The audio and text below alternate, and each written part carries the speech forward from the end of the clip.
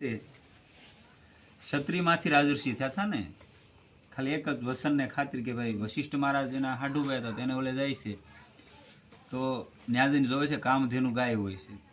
તો આ તો સાજલ ઝૂંપડીમાં રહેતા ને વશિષ્ઠ મહારાજ તો જંગલમાં, એટલે ન્યાજીને જોવે છે તો અને રાજાને તે ઝાંખું પાડે એવું ઐશ્વર્ય ઊભું કરી દીધું કામધેનું ગાયથી.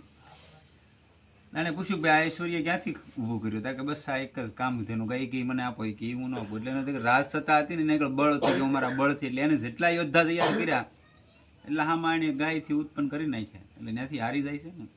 એટલે પછી કહે છે કે હું એકવાર જે ક્ષત્રિય છું એમાંથી રાજર્ષિ બનીને બતાવી, અને પછી એને જે પ્રયત્નથી, એટલે કહેવાનું મારો ભાવાર્થ એ છે કે માણસ ધારે એવો બની શકે છે.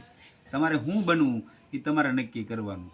એમાં કોઈ જગ્યાએ તમે હું કેવો કમાવશો કે નથી કમાવો એનો કોઈ મતલબ હોતો નથી. તમે રાજા હો ને, અમરીશ રાજા નહોતો, રાજ સત્તાને ભોગવવા છતાંય ભરતરી રાજા નહોતો, રાજ સત્તાને ભોગવવા છતાંય તે સુખશાનની જિંદગી જીવો હતો, અને પાછો મહર્ષિ જેને આગળ ટૂંકા પડે એવી જિંદગી જીવેલો ને.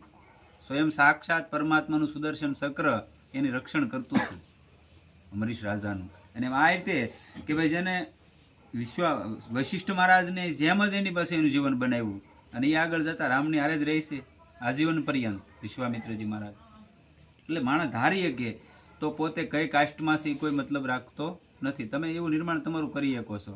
એટલે ત્યાં છેલ્લે એ કહે છે ને કે બધા કામ ઉધમ કરવાથી, એટલે કે પુરુષાર્થથી સિદ્ધ થાય છે, મહેનત કરવાથી સિદ્ધ થાય છે, માત્ર મનથી વિચાર કરવાથી સિદ્ધ થતા નથી.